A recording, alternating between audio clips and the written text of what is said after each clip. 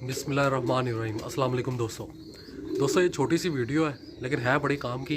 लेकिन सबसे पहले मैं सब भाइयों से ये पूछना चाहता हूँ कि कौन से इलाके से मेरा ये वीडियो देखता है, और ज़रूर नीचे कमेंट कीजिएगा अपने जो है ना इलाके का, ताकि मुझे पता हो कहाँ कहाँ लोग देख रहे हैं। अच्छा, कुछ भाइयों ने सवाल किया था कि भाईजान हमारे कबूतर नहाते बहुत हैं सर्दी में, तो वो बाद में बीमार हो जाते हैं, तो उसका कोई इलाज बताएं।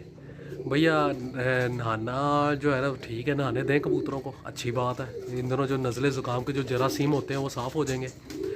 दूसरा ये है कि क्या उसका नाम, शाम के टाइम पे जब आप दाना डालते हैं ना, जिस दिन कबूतर नहाए उससे ये याद रखिए कि 2 दिन अगले जो है ना, आपने दाने के साथ एक ब्रूफीन जो है वो ब्रूफीन का सिरप, और वो जो है सेप्ट्रॉन DS, वो आपने लाजमी डालना। अगर 5 लीटर पानी है तो, लेकिन पानी लेना है गरम गरम, ठंडा नहीं डालना। तो 5 लीटर, क्योंकि वो थोड़ी देर तक पड़ा ठंडा ही हो जाएगा, तो इसलिए हल्का गर्म रखिएगा, उबाल के ना थोड़ा सा, जब वो नॉर्मल हो जाएगा फिर डालिएगा।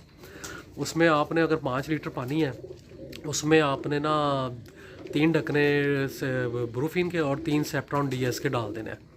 ये कबूतरों के आगे रख देना दाने के टाइम पे। और अगर तो आपके पास 2 से 3 लीटर वाली है तो तब मसलन एक कुंडी वगैरह होती है, इसमें वहाँ 2, 2.5, 3 लीटर डाली जाता है पानी, तो उसमें आपने 1.5 ढकना जो है ना इन दोनों सिरप पर डाल देना है। इंशाल्लाह आपके कबूतर जो है ना वो फिट रहेंगे। नहाने दें, कोई मसला नहीं होता। बहुत बहुत शुक्रिया।